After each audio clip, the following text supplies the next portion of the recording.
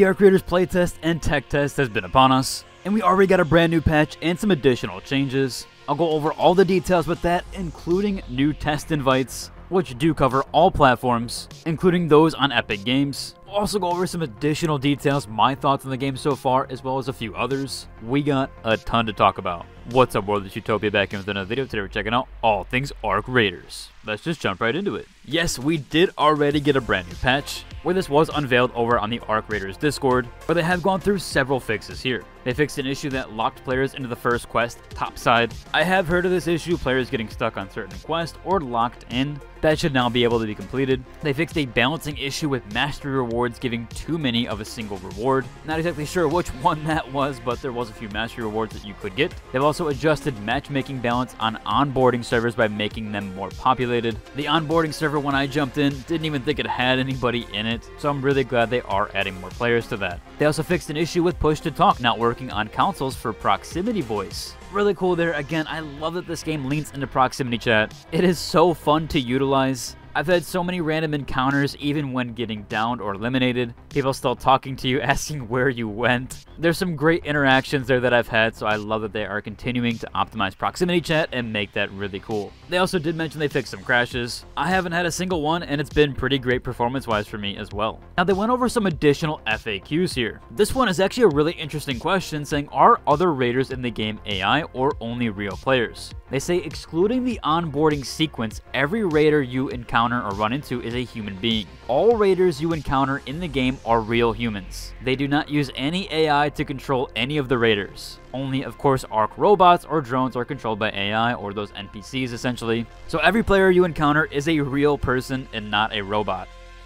I am so happy they've done this and haven't done any of that stuff where other games kind of do incorporate bots. This game does not have it at all. Every player you encounter is a real player. Another one here was actually my concern, or at least it seemed like it was a bit quieter for your first few matches. They say here, or why does it feel like there's fewer raiders? In the first few sessions, you might notice less PvP action or fewer raiders on the map. They said that is intentional. These early rounds are designed to give new players a chance to get familiar with the game, learn the mechanics, and engage with the AI threats without overwhelming pressure. As you gain experience showing you're getting into the hang of things, your matches will naturally become more intense, with more raiders and more encounters and higher stakes. And that actually happened to me today. Basically, one of my first matches I loaded in, I already encountered several PvP fights. I did have one the other day as well. That was really fun and very enjoyable. We also have one last addition to the FAQ, which is I'm stuck on the Fireball Burner quest. What am I doing wrong? They mentioned that the quest requires you to take out a fireball using a fireball burner. The way you can acquire a fireball burner is by downing or eliminating a fireball, then equipping it and throwing it at a fireball. They did notice that some players accidentally target Pop,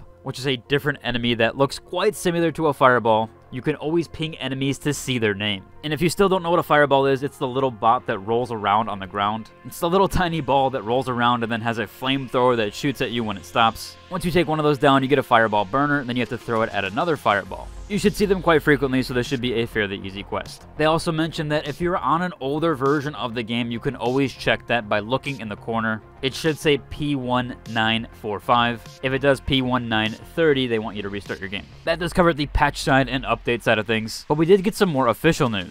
So essentially, there has been an issue with Epic Games being region locked. So essentially, if you went through the invite a friend means, or if you got given a key, these were region locked for Epic Games. They have now resolved that though. So if you did receive a key previously for Epic Games client, they want you to try again to redeem that code on Epic, and that should work now. Really cool, glad to hear, and happy to hear that they have addressed that.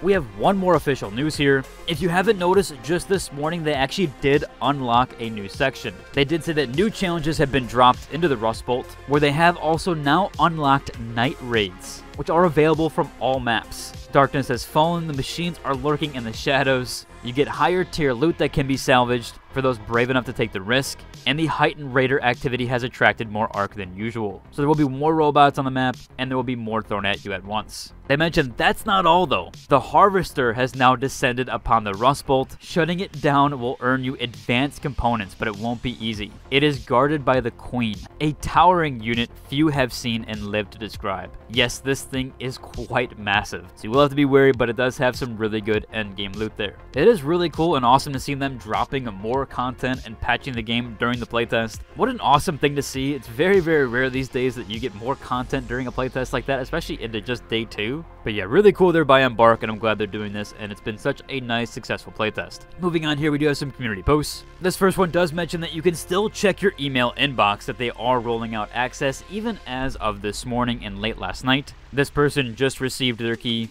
I've also seen a ton of people talk about it on the Discord, finally getting in, and even people in my Discord talking about finally getting access. So it seems like they're still rolling out keys. I would not fret there. And I'm sure they'll let more players in as the playtest does go along. At the start, it just seemed like they didn't want to overwhelm their servers, but I have noticed several players get in. And now that we have another email confirmation, yeah, you should check your email and see if you got in, or you can just check your Steam library, which is one more additional thing. Even if you didn't get an email, check your Steam library to see if you have the game. Some players mentioned that they didn't even realize, and in their Steam library, they saw the Arc Raiders playtest randomly. So yeah, make sure you're checking that. Also, if you are on console and you either redeem a code or you haven't noticed if you're in the playtest, you should restart your Xbox or PlayStation. As when I was live streaming yesterday, actually someone diagnosed this for somebody, where essentially they had redeemed a code, but they couldn't see the game in their library. They had to actually restart their console in order to see that. So if you are on Xbox or PlayStation, you should restart it. Also, same thing for Steam, just restart your Steam, and then you never know, it might show up in your all category.